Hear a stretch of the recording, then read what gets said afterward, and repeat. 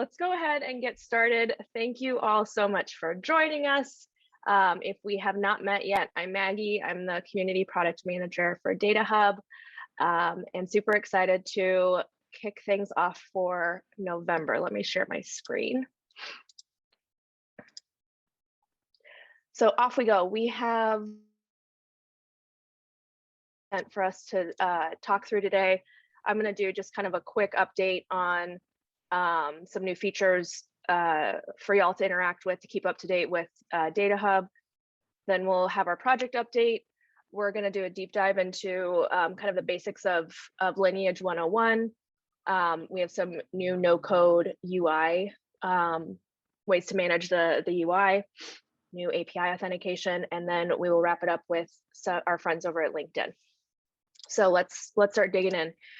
Since we last met, our last town hall was at the end of October. We're 3 weeks into the month, so it's a little bit earlier than normal, but it's awesome. We're still seeing insanely rapid growth of the community. Every day I'm astonished by how many people I'm communicating with and welcoming, and it's amazing. So we're seeing about 50 new people a week and just shy of 1,750 people. Reminder that we have office hours every week. We've noticed that Thursday afternoons were sparsely attended, but Tuesdays continue to be super popular. So we're just going to double down on Tuesdays and keep that open. And then also, if you're new to the community and you want to find ways to contribute, I encourage you to check out the contribute channel. And also, if you have anything that you're excited about that you've done and you just kind of want to brag a little bit, take it to show and tell. I would personally love to hear all about it, and I'm sure other folks would as well. We have a new look on our DataHub project.io website. You'll see 3 new headers up there. One, we're just making our blog easier to find. And then we also have a new feature request portal. So let me take you here. So this is our blog. You can follow it. You can also link out to the DataHub demo from here. So that's a nice little feature there. And then we're rolling out a new feature request portal. So this is where we're going to have folks submit feature requests, interact with them, upvote. The other thing that you can do while you're in here is if there's something that is specifically or particularly interesting to you, you can subscribe to it and get email notifications as we move it through the review process. And you're welcome to just kind of keep an eye on it that way. The other thing is that we're going to basically use this portal as a way to surface what feature requests we've approved or kind of reviewed and are moving into production. And then we'll have visibility into what's planned, what's in progress, and what's been completed. So the whole goal here is to just provide really clear transparency into what the community is looking for and what we're working on, and to minimize the number of different Slack channels you need to go to or people that you need to kind of ask around to figure out what's happening. So super excited about that. If y'all have any questions or feedback and any ideas about how to make it better, I'm all ears. The other thing, just one last note, I'm in the process of migrating all of our known feature requests. So give me a couple of days. Everything that's in Slack, everything that's in GitHub will end up there eventually. It's just going to take me a little bit of extra time. So let's move on to project updates with Shirshanka. All right. So if you have been paying attention, we just released 0.8.17 last night. It is a monster release. I thought it would be a small one because it's only been 3 weeks, but there's like 130 commits in there. There's a lot of new features packed in. Please read the release notes. I'm not going to bore you with all the details, but highlights are recommendations are in there. So that's the feature that everyone has been asking about that they're seeing on the demo site. It's in there. There's a bunch of new sources and integrations. So Kafka Connect got better. Trino usage was added. DBT got better. We'll talk about it in the Lineage section. Open API integration. So if you have Swagger APIs that you want to ingest the metadata for, you can now do it thanks to Vincenzo for that. And finally, but not least, M1 support for the quick start and all of our Docker images. Lots of new contributors. As usual, very healthy diversity of committers across many companies. Lots of committers showing up. So really excited about how this project is moving and the amount of contributions we're getting from outside kind of the core team. In other news, which is amazing as well, we're starting to see people kind of taking work streams and starting to work on them by themselves. So Tableau integration, thanks Maggie for facilitating that. We've got these folks who are kind of going to go ahead and build it. Similarly, prefect integration, these are the people who are going off and building it, Dan and Ben, data quality design. So this kind of stuff is happening. This is exactly why we want to be community-led and community-driven, and this is amazing to see. Code contributors, huge shout out to Enrico for continuing to give us huge amounts of contributions on the dgraph side. I think there's also a Cassandra PR that he's also working with the G research team on. Tamash for adding the Trino usage source and for making M1 happen. Ben Marte and Tamash worked together on that, so that was great. Remy, Zachary, and Danny, lots of small but very important contributions. And of course, the community engagement is amazing. Every morning, obviously, DataHub Slack is the first thing I check. And it's so nice to see so many of you actually jumping in and helping people out so that we all can scale better. So thanks for all of that. Back to you, Maggie. The Helm charts are about to get released, or maybe Dexter already released them. So hopefully you will be able to upgrade your instances using Helm later today. Awesome. All right, zooming along. We're going to dive into Lineage 101. This is one where it's kind of a combination of the basics, but also highlighting some of our new features. And this is really coming from some community feedback that Lineage was still kind of an opaque feature that folks didn't really know how to interact with. So we just wanted to take a chance to just do a run through of it from start to finish. John, do you want me to share my screen or do you want to take control? Yeah, you can keep the screen. Cool. I'll just ask you to flip. But yeah, thanks for that intro, Maggie. So like Maggie mentioned, we're going to do two kind of sections. One, talking about how we sort of model Lineage and DataHub at a higher level, as well as the integrations that are most notable for each type of lineage. And then we'll hand it over to Surya to kind of give an overview of how to emit Lineage, a more technical dive. So with that, I think we can move on.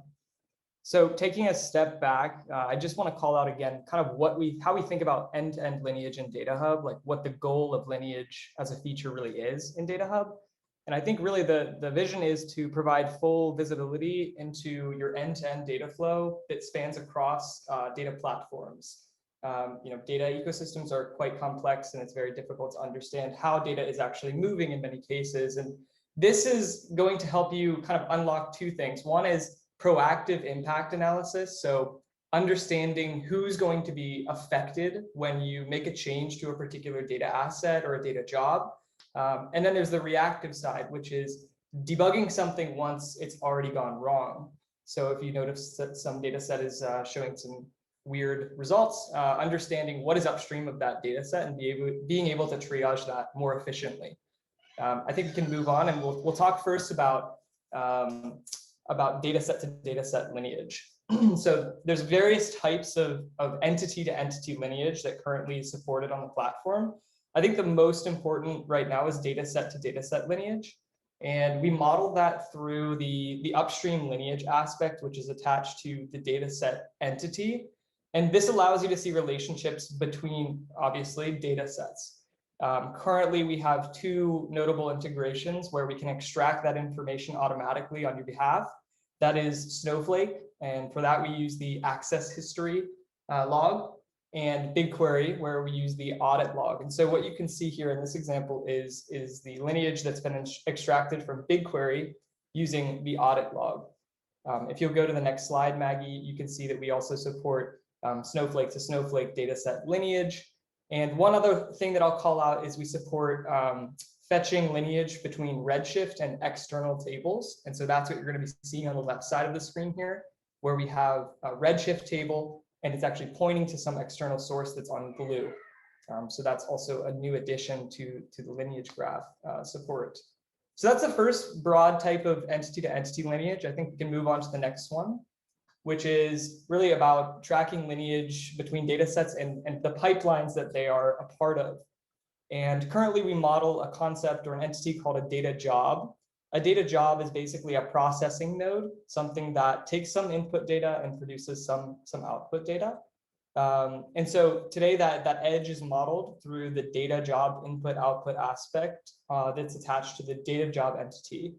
So you can specify the inputs that are going into a particular job as well as the outputs that are coming out of that job.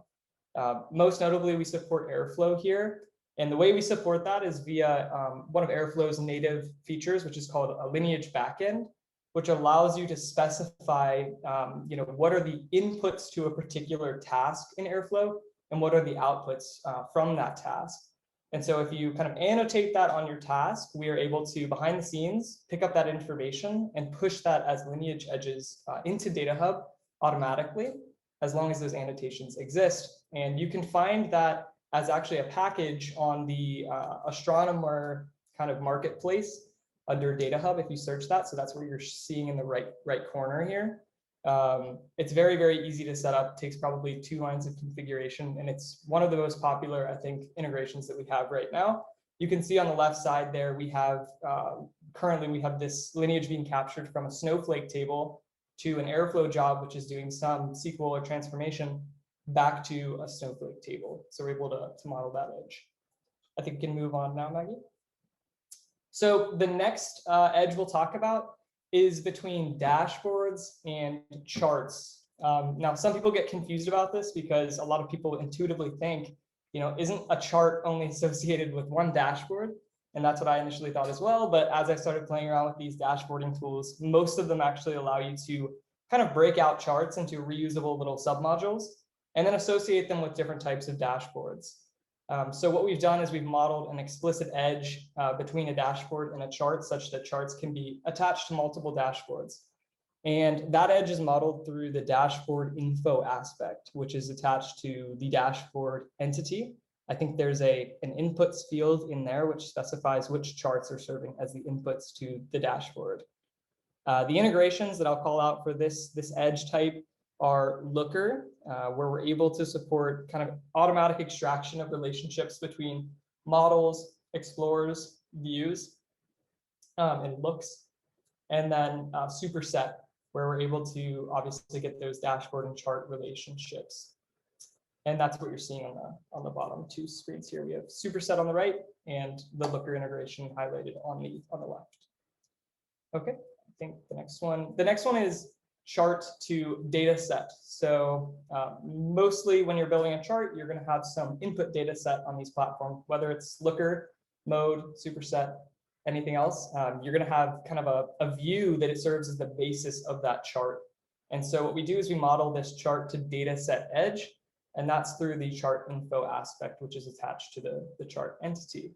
The integrations we support here, again, we support Superset, Looker to link to those upstream data sets, whether they're coming from Snowflake or BigQuery or Redshift. So that's a very interesting edge, I think, very useful. And finally, I'll just talk about a new, kind of in some ways, a new category of edge or lineage support that we just rolled out recently. And that is rich lineage to capture sort of DBT native lineage using the DBT concepts themselves that you're familiar with, like tables, views, tests, seeds, etc. And so what you can see on the bottom here is we're able to actually use data sets as this base entity type and extend data sets for basically subclass data sets for each one of those DBT specific concepts, and then link them together using data set to data set lineage. And so in this chart, you can see we have a seed linking to a model, which then links to the actual source table in the warehouse, in this case, Snowflake, and then back to a model and eventually into a group of tests. So it's pretty interesting. We actually recently rolled out this ability to subtype base entities, such as data sets, so that you can actually achieve a much more native feeling experience without having to go and reinvent all of these models or model a bunch of new concepts on DataHub. So very excited about this new integration and definitely looking for feedback on it. With that, I'm going to hand it over to Surya, who's going to talk about how you can actually push your own lineage, custom lineage into DataHub. Okay, yeah. Yeah, many times we basically got this requests where people wanted to do their own custom lineage. So this basically like we have extended the samples right now that cover all the types of lineage you have seen so far. So how to do that? Here is basically a simple example of how you can emit dataset to dataset lineage. So in this, if you see, it's basically between the Hive table and the upstream Kafka basically topic. So very simple. So you basically like construct the recommended way basically for constructing most aspects these days is like the MCPW. So this like lineage aspect. So this is basically how we construct it from this upstream thing. So and simply emit using the emit MCP of the DataHub REST emitter. So few things to basically note here are like most of the identifiers, right, are urns. So it's entity to entity. Any entity basically typically has an urn here. So if you wonder what these things are like, Hive is identifying the platform. So each urn basically is essentially identifying a full entity basically. So we specify the entities to emit simple upstream lineage basically between datasets this way. But Maggie, if you click on samples, so I would like people to see what are like samples we have. So another very important thing basically to note is whenever you emit any aspect, right, the existing aspect gets completely overwritten, which means if you have existing edges, they'll be gone basically. People need to like know these things. So it's all documented here. We have about like 10 samples here covering all the types of lineage types that John talked about. So yeah, that's pretty much it. You can feel free to basically go through the samples and provide your feedback. Awesome, thank you, Surya. So yeah, just to wrap up, we've recently rolled out more documentation around this concept. As Surya mentioned, we have examples showing every single edge type that I talked about, as well as creating every single edge type using this metadata change proposal wrapper abstraction. Definitely take a look at that. I know it's kind of a first pass at all of this, so we're going to be looking to get some feedback from the community and continue to make those docs as rich as we feel the community needs them to be. So definitely take a look, let us know. I think that should be it. Awesome. Thank you all so much. I know I personally learned a lot from that, so I appreciate it. All right, let's go over to Gabe and Shirshanka. Are either of you sharing? You want me to drive? I think I'll take over since it's a kind of a presentation plus a demo. All righty.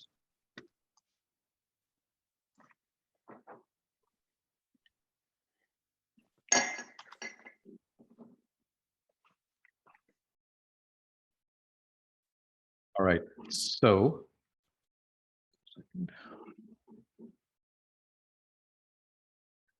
let's start off with a very quick intro to the metadata model itself. The thing Gabe and I are going to amaze you with is how we're able to do no-code extensions to the metadata model and have both the server and the UI react to it without you having to write a single line of code. We like to play it very live, so it's going to be a live demo and we'll see what happens. It's going to be fun. All right, before we get started, quick intro to the metadata model itself, because a lot of people probably are familiar with the metadata model, but some of you might be newer. So it's not a surprise that DataHub models metadata as a graph. There are nodes in this graph, which we call entities. These could be things like data sets, charts, dashboards, users. John just went through a bunch of examples of lineage between entities. And entities contain properties, facets, or we call them aspects. Aspects are groups of information that go together. For example, a chart has information about it. And so we've got an aspect called chart info. And it's got a bunch of things in it, like name, description, last updated, blah, blah, blah. Similarly, we've got another aspect called ownership. Turns out to be a very popular aspect. It is attached to a lot of entities for good reason.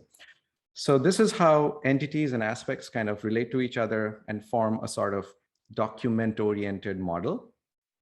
And then the graph comes together when aspects produce relationships and connect entities to each other. So for example, a chart info aspect might include things like who are my inputs or who are my outputs, or dashboard info might include those things.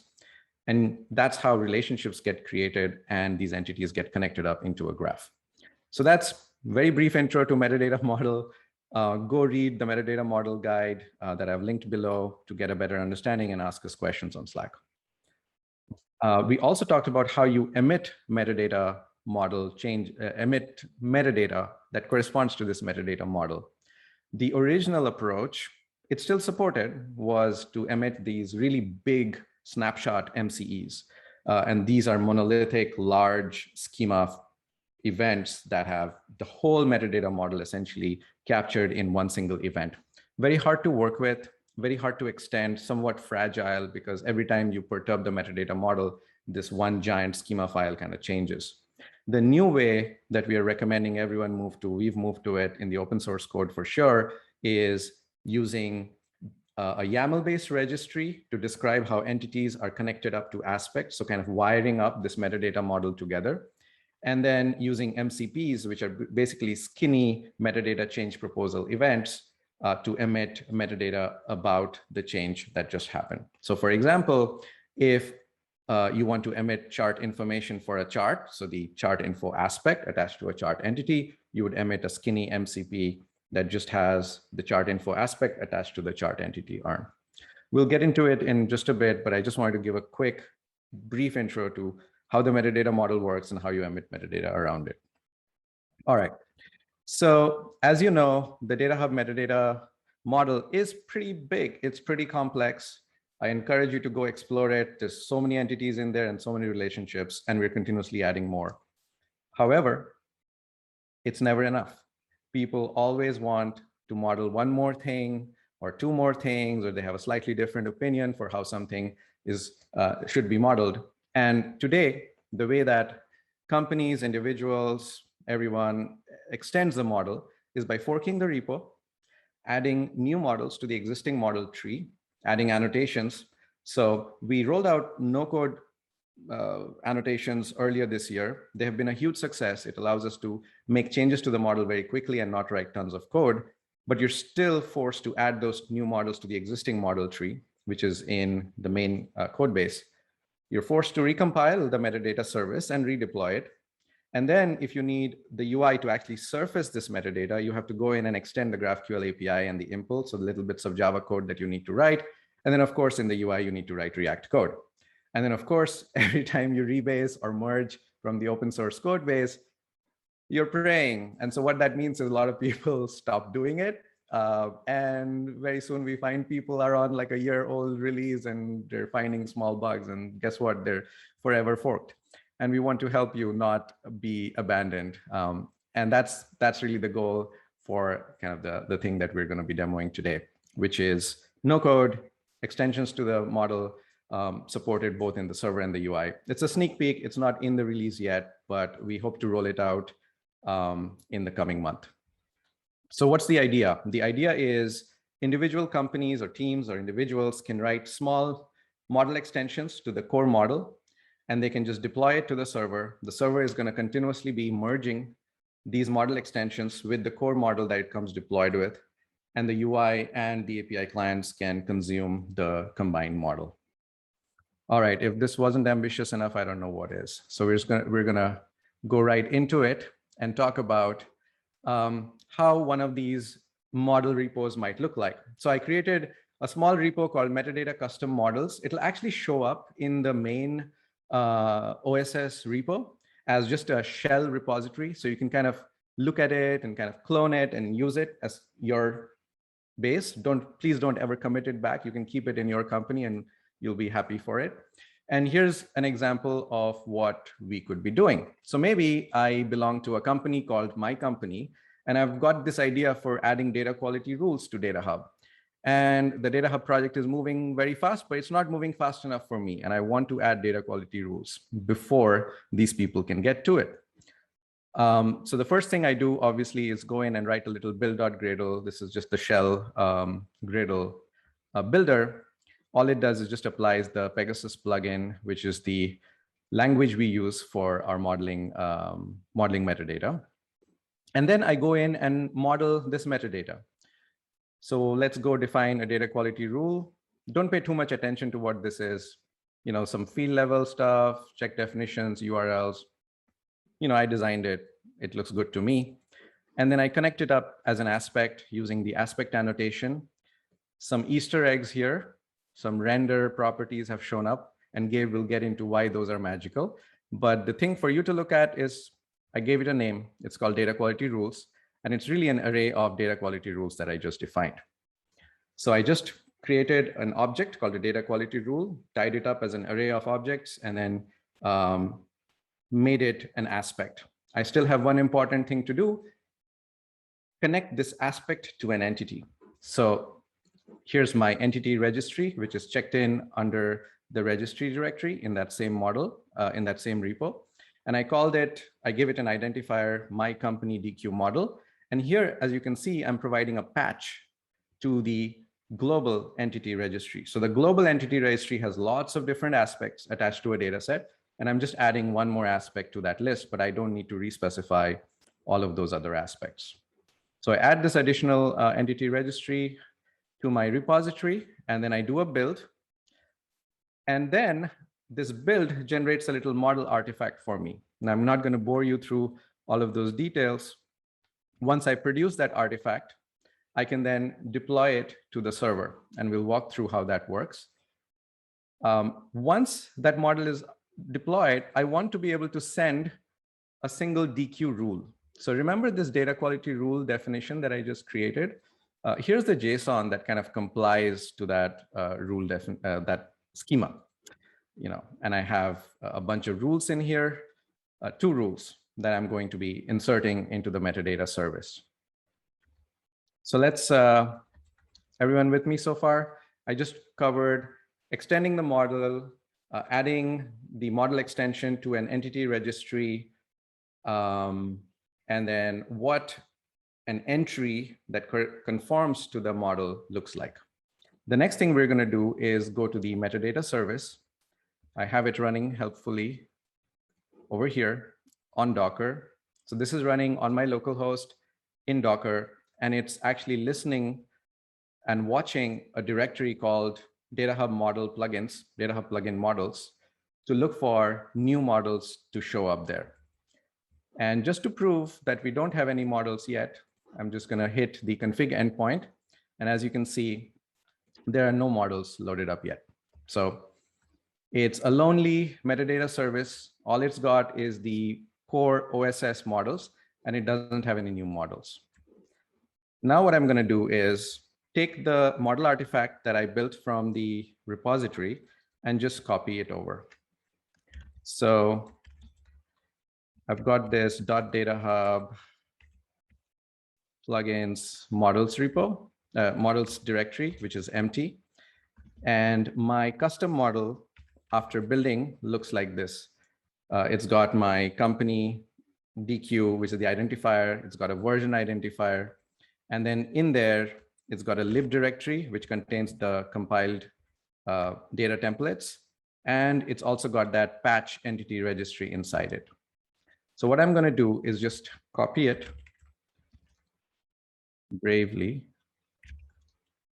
into the models directory. All right, done. Now let's see if our guy or gal or them picked it up.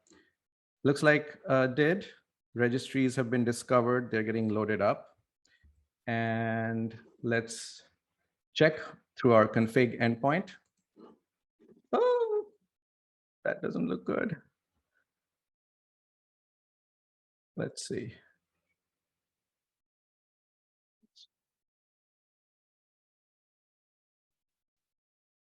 I ran into this bug last night where sometimes, all right.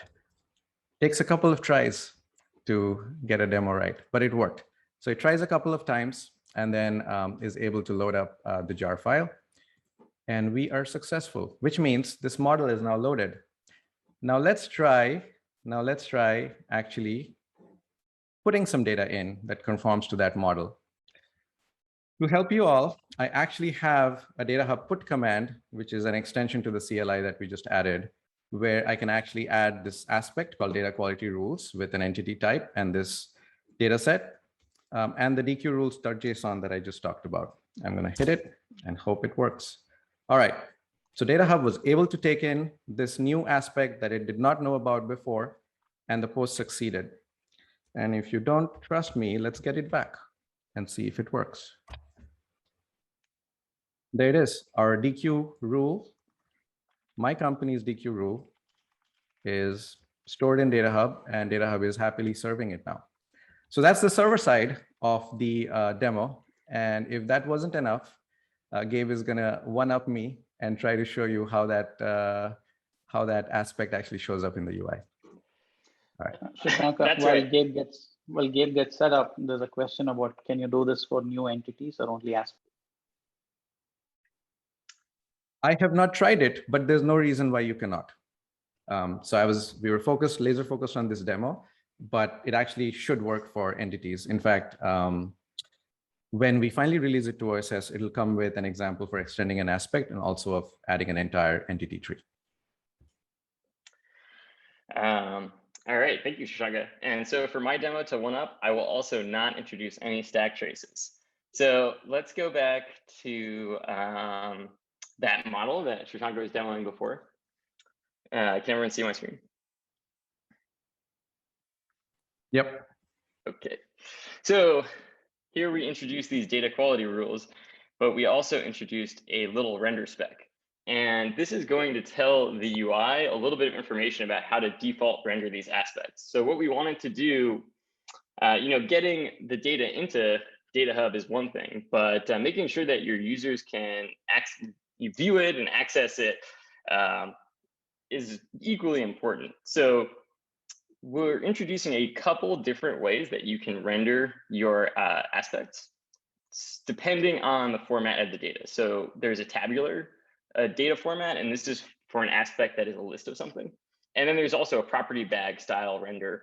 And this would be more for aspects that are just a lot of properties rather than a list of elements. We're also going to be driven by community feedback to understand what are the common types of aspects that we need to render. And we'll probably build out a few more default renderers for different scenarios to make sure that the majority of metadata cases can be covered by these default renderers. So for our data quality rules, we picked tabular, and then we also just gave it a display name so that we'll know what to show in the tab. And then let's go over to the UI, and we can see here, if I go to this, we've ingested a few data quality rules on the logging events dataset. And then we'll see a DQ rules tab appears, and it's this tabular data. We also have a couple fun little Easter eggs. So if we see a URL, we'll render it as a link.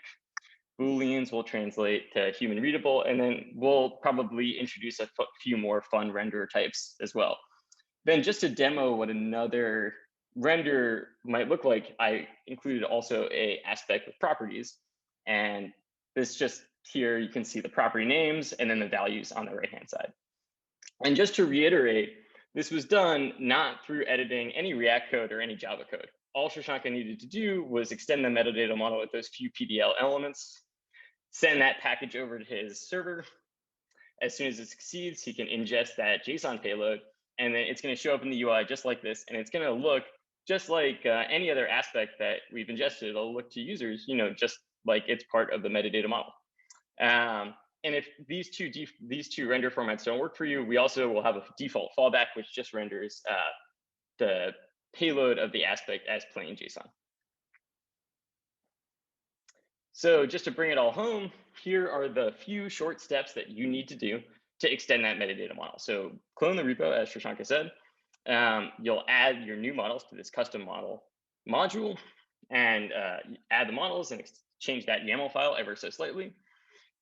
Build and create a jar and then deploy it to your metadata service, using whatever method works for you. And we'll provide some examples. Add those UI annotations to get your free automatic rendering.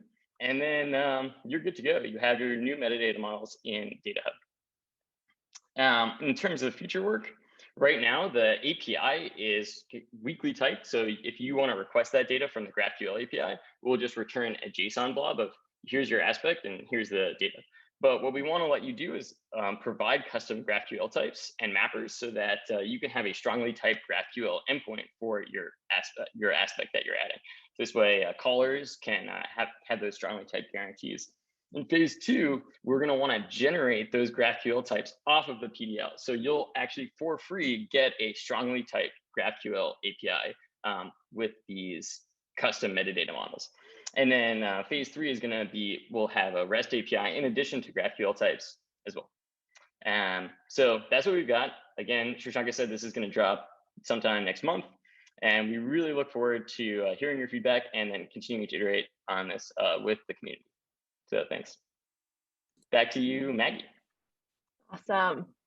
I hope that got everybody's heart rate going this morning. There was a moment there where I thought, let's just abort. Let's get out of here.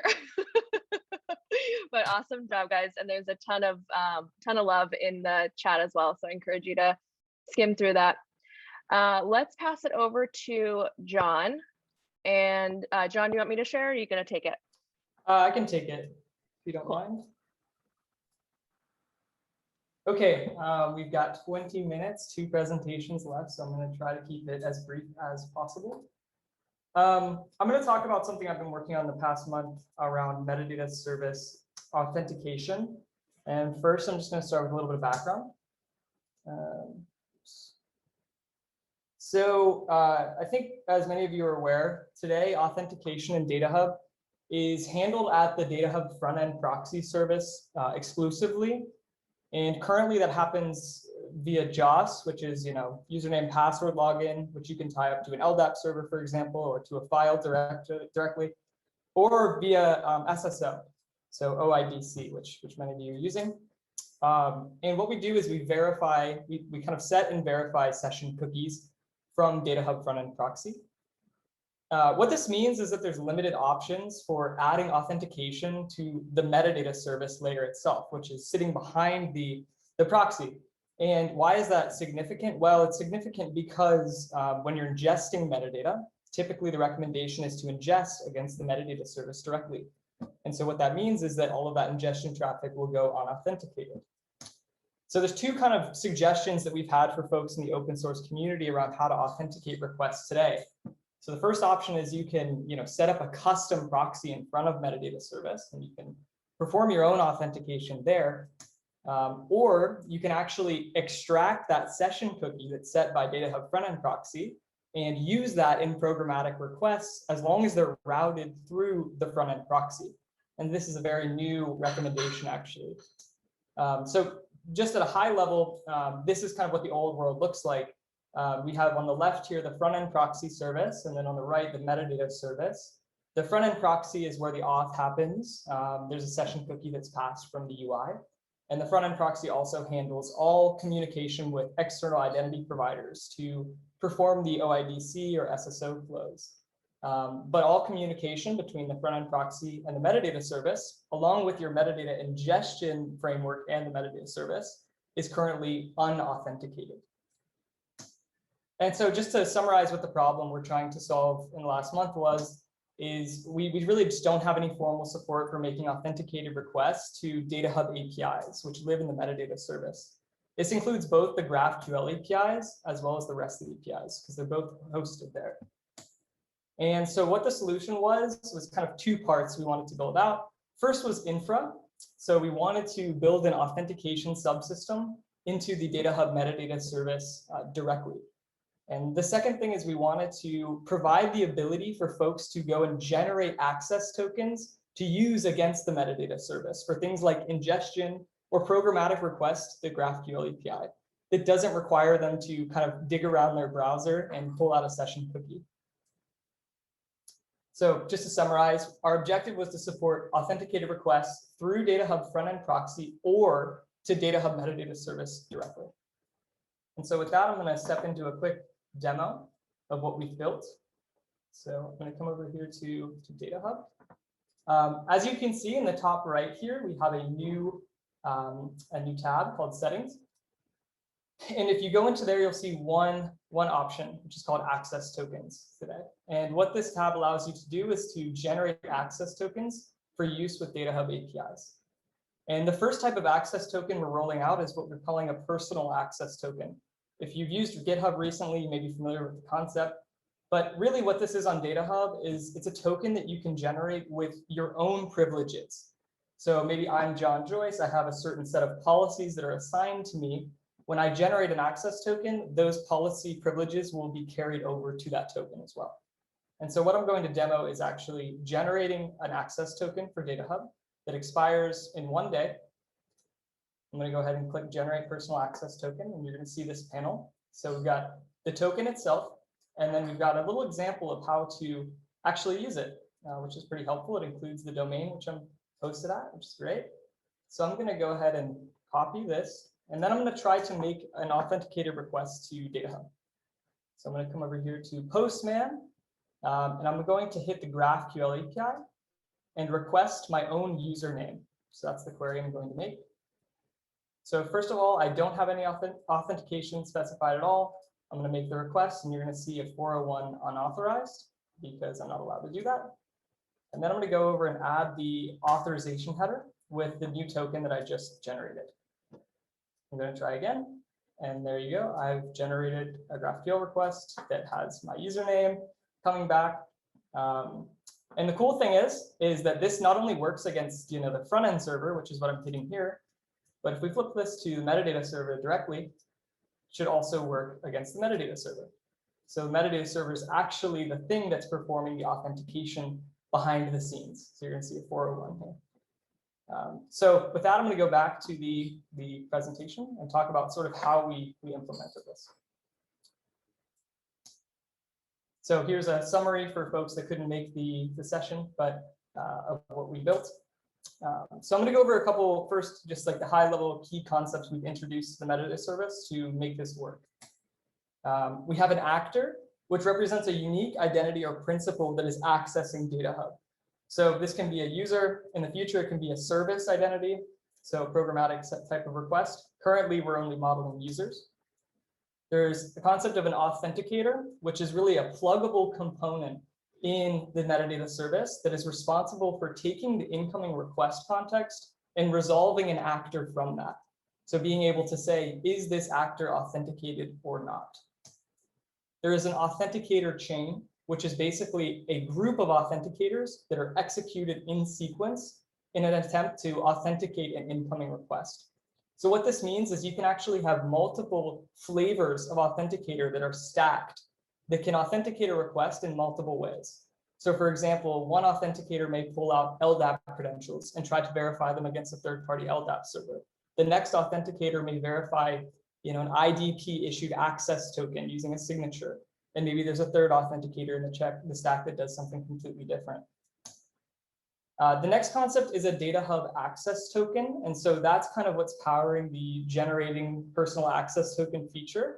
Basically, we've introduced a new token service into the metadata service that allows you to grant or generate access tokens on behalf of a user, as well as validate those when requests are coming inbound. And we do that via an authenticator, which basically just validates the token. And I'm just going to talk a little bit about the high level, what we did here. So we basically kind of shifted authentication from the front end proxy into the metadata service. So you can see in the metadata service box here, we have this authenticator chain. We have this DataHub token service, which are key concepts in the new architecture. I'm not going to go too deep into this because it'll take a little bit of time. Instead, I'm going to refer you to a document that has all of these details covered if anyone's interested in that. But I'll kind of wrap up by just giving an overview of how you can actually start using this once it's deployed. Currently, it's in a PR review right now. So metadata service authentication will be disabled by default for now. That means that your session cookie-based authentication that you're using right now will continue to work without interruption. So it's kind of an opt-in system. You can enable it using a single environment variable called metadata service auth enabled. All you need to do is turn that on in DataHub frontend and DataHub GMS, and you'll start enforcing authentication at the metadata service layer. There's nothing else you really should need to do. just except for noting that when you're ingesting new metadata, you'll need to have an access token provided. Finally, you'll need to grant privileges to actually generate personal access tokens. So by default, not everyone on the platform will have that privilege. So it'll actually be a grayed out box to generate a token. You won't be able to use it. But using the DataHub policy system, you're going to be able to assign a new privilege, platform privilege, called generate personal access tokens. Of course, the DataHub root user will come with this by default, so you can spawn off privileges from there. And finally, I'll just talk about where we want to go from here. I think this is really just the beginning of a really interesting authentication subsystem in DataHub that will be very, very powerful. What we want to do is really make the process of registering authenticators much more sort of dynamic. Similar to what Shirshanka showed earlier, the end goal here is to be able to have a plugin location where you can simply copy an authenticator implementation into there, put it in your configuration, and start using immediately. Currently, you would have to define a new authenticator in the repository in the first pass. Service accounts. So we want to be able to provide the ability to create service accounts, assign them privileges, and then generate access tokens on their behalf. So we currently only support personal access tokens, but in the future, you can see us supporting this additional type of token as well. Kafka ingestion authentication. So we want to be able to authenticate write requests that are coming off of the Kafka stream via ingestion through the DataHub Kafka sync. Currently, in the first pass, these will not be authenticated, but the DataHub REST requests, sync requests will be authenticated. And then finally, we'd like to actually kind of make the access token management inside the UI a little bit more robust, with the ability to view previously created tokens, manage them, and actually revoke tokens on the fly. And I think the summary is this is in review right now. There's a big PR, and I've got a huge document that talks about all these concepts in depth, along with an FAQ section about how to start using it, configuration examples, and more. So feel free to hit this link. I think Maggie hopefully will share out the slides at some point to start reading more about it. All right, I will pass it back, Maggie. Awesome. Thank you so much, John. And I'll send out the deck in Slack today. Sorry, my brain just short-circuited. All right, so we have one more session. John, if you could stop sharing for a second. One more session from the LinkedIn community, giving us an update on what they've been doing with extending the DataHub UI. So Abu, I will pass it over to you. Okay, let me share my screen. Okay, so this is just going to be a quick intro for me, and I'll hand things back over to Abu. So really exciting things happening on the open source side of things. We're going to tell you a little bit about some exciting developments happening on the LinkedIn side. Who am I? My name is Josh Shinavier. If you've heard of me or you recognize my Zoom background, it probably had something to do with knowledge graphs. If you want to know more about why I'm excited about DataHub and what brought me here, I'd be happy to chat with you on Slack. But yeah, we got just 10 minutes. I'm going to hand things right back over to Abu, and then I'll be back at the end to tell you a little bit about kind of vision and goals. Yes, sure. Abu. Okay. Hey everyone, my name is Abu. I'm a UI architect from LinkedIn. So you guys know, like DataHub is an internal project we incubated in LinkedIn, and we open source that to the community. But for the past couple of years, we're still maintaining our internal version because like we still have internal ask or requirement. So the both applications share a lot of similar features, but it goes a different direction. So I think for open source DataHub is still focused on the metadata catalog and the entity and onboarding part. Internal DataHub, we shift our direction to be more metadata actionable platform. So under that context, we continue evolving our platform, and we got a lot of asks, say, hey, can we extend our model? Or, hey, can I add a new tab in the dataset page? Or can I integrate the DataHub to our internal workflow and provide a seamless experience. So we are thinking like, what is the next generation of DataHub will be? So under the context, we are thinking is maybe you can shift the DataHub from a product to a platform and enable the whole extensibility and the scalability. So one thing we introduced to a new DataHub is macro front-end architecture. So macro front-end architecture is a design principle, design philosophy to bring the multiple teams and application together and provide one seamless UI to our end user. So you can see like at the right side, it shows the evaluation of macro frontend. So like front-end monolithics to microservices to the macro frontend and the microservices. So this enables the UI. The first one, it enables a UI extension. So extension can happen in the application level, it can happen in the page level, even in the component level. So shortly I will demonstrate this part. And the second one is that it can provide a seamless integration to other applications. So we're going to leverage the deep link and also the component reuse to make the experience better. Third one, I believe most of us has been through the application refactoring or application upgrade. And you guys know, like before you have a full feature parity, you are not able to release that application. But with the macro frontend, actually you can release your application page by page or feature by feature, or even you can target your a new feature to a certain group of people. And last not least is to enable the cross-application component reuse. It is really tricky in the UI development work. Like, hey, I want to reuse some component from another application. It is really tricky, and especially when it's become the functional components, means like it connects to the backend or connects to APIs, it's even harder. But with the macro frontend, it enable the whole magic.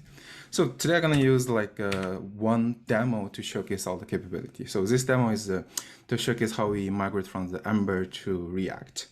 And the basic, I just draw like a very simple diagram. So the basic principle is, like the yellow box is the new application we are building. At the same time, we also host our existing Ember app. And based on the different route or based on the different criteria, we route the traffic to the data to the new application. And we can turn on and off that anytime we would like. Another part is we don't want to reinvent the wheel, and there are a lot of great innovation happening in the open source side. So we are thinking like, hey, can we reuse any things from the open source side and use that internally? So this also will demonstrate how this can happen, and that's really great. So I will switch to the demo.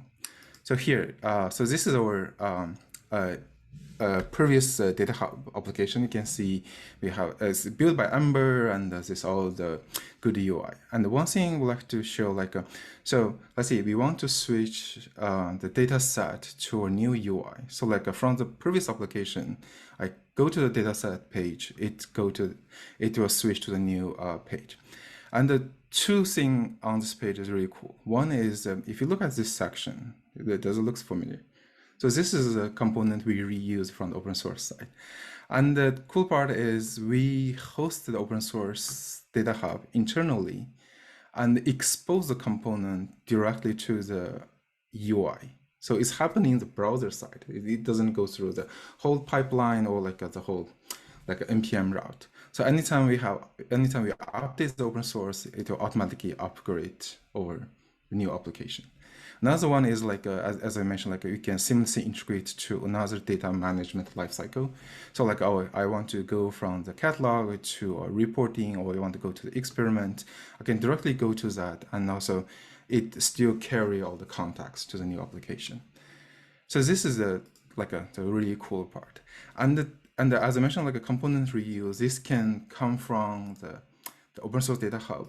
But also it can come from the other application. So let's say if some certain team want to extend this data set, and they can still build the application and register to the DataHub and expand that. So that is a really cool part. Another one is so this is our traditional profile page. And let's see, tomorrow we want to switch that to a new page. Literally, you just need to do one line of change. So let's see, here, I change my routing and it come to this page, then it will go to the new application. And then let's see if one day we try to, hey, the full application is ready, we're ready to switch over, like flip the switch. So another one line of change, then boom, we go to the new application. It's really easy switch. All right, so that's all for the demo. Back to you, Joshua. Yeah. Unmute. Thanks a lot, Abu. You flip to the next, the last slide. Yeah, so just 2 minutes left. Yeah, thanks for that, that great demo. I just want to talk a little bit about kind of the big picture. Abu mentioned sort of the split between open source DataHub and LinkedIn DataHub. You know, on the open source side, you have sort of the community engagement that is really attractive to us. On our side, we kind of set the bar really high in terms of scalability and in terms of having solutions for problems that you know, bigger companies have, things to do with compliance and so on. So I think every small company wants to grow into a big company. And there is some value in sort of propagating some of our solutions up into open source. So, you know, we will continue migration to React and GraphQL. We want to make it easier for us to contribute code into open source DataHub and, you know, consume community contributions. There's some good work to be done, I think, around interoperability, thinking about, you know, PDL versus GraphQL as a modeling language, supporting gRPC. You know, what if someone wants thrift and other things, kind of having general purpose solutions for around interoperability. Metadata models, there's kind of, again, a split between the open source models and our internal LinkedIn models. And I think there's value in bringing some of those closer together and propagating up some things, again, possibly around Lineage, definitely around compliance and user privacy, and converging around no code as well, because we have also an internal proposal for no code metadata modeling and query interfaces, particularly for graph and search. Is what I've seen. I think there's a balance to be struck between the flexibilities, which is what we see on the open source side, and then robustness, which is something that's very important to us on the LinkedIn side.